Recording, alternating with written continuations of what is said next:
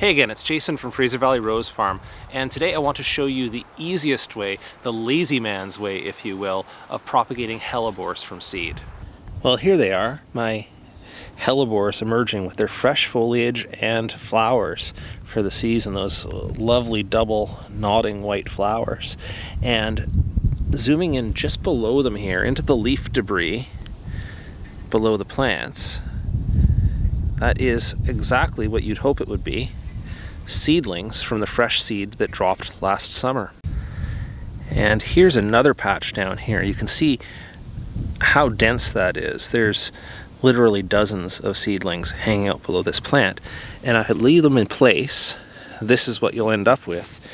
In the following year is a couple of second year seedlings that have grown their true hellebore leaves here and are growing on to be larger plants. So what I'm going to do with a patch like this is I'm going to scoop them out and divide them into trays. I took a big scoop from the garden last week, so I'll show you the results of that harvesting when I go in. And what I could do is go one by one here in the garden, just trying to prick these out gently. But instead, I think what I'll do is just get a scoop of them, making sure to go deep enough that I don't disturb too badly the young roots. And I'll bring that scoop into the greenhouse with me, along with a bunch of others, and get them directly into plug trays. I grow a number of varieties of hellebores of all sorts of different types in my garden, and some seed very regularly, and some I haven't seeded seedlings from yet. So this is what we're trying to get to, a tray of 72 new beautiful hellebore plants on the way for next year. And you can see how consistent that is here, so this is fantastic. Before I get to that though, real quick, I'm just going to show you what else is going on in my greenhouse here at the end of February, or late winter in my climate. Here are my perennials all lined up in a straight, neat row. A lot of these are carryover from last year, which I've just potted up into larger sizes or added some new soil and fertilizer top dress after weeding them. There's some columbine looking beautiful, a bit too early for sale, but looking promising. Over here, my wife Lisa has been doing some up potting of 9cm perennials into the larger 15cm size, or I guess in the US you'd call that sort of a square gallon size. And there's a beautiful plant.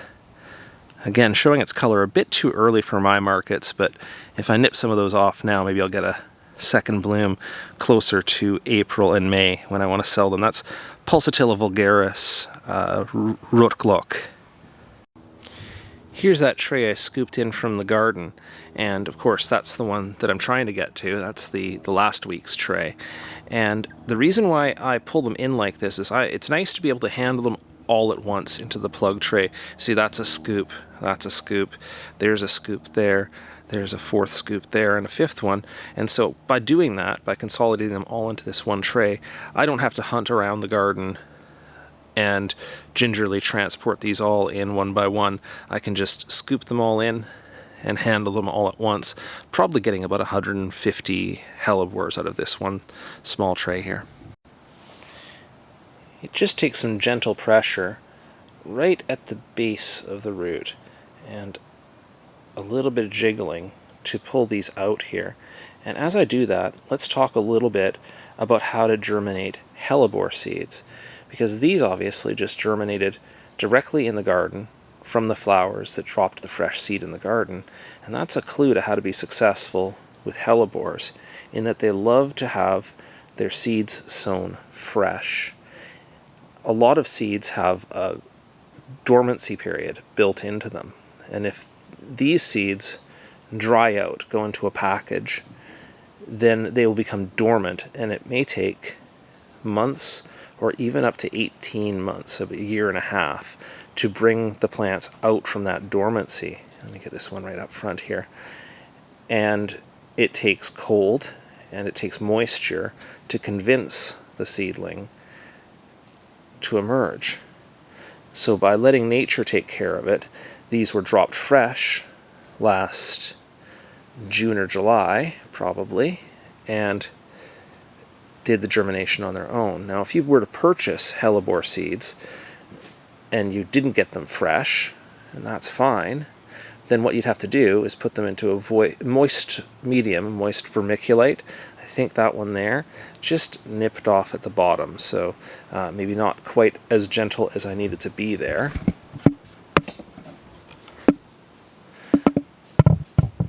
So if you put the seeds into a moist vermiculite, say, a moist medium, and into the fridge, then that will simulate the conditions that it requires outside. Then you just have to check in on them every week or two to see whether they've germinated inside that tray or not. All right. You see how many I'm getting here from a small area, and most of these will transplant just fine.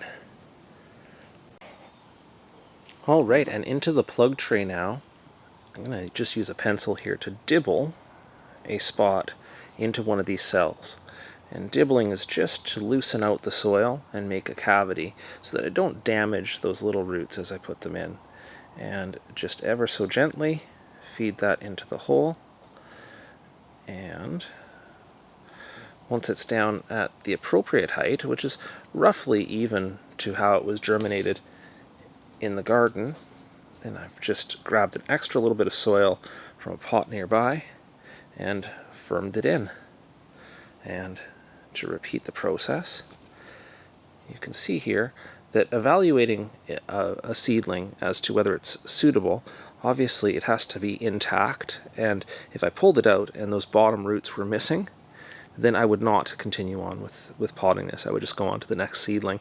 But this one here has nice roots intact, so I'm just feeding it down to its natural germination height and putting some soil around the top.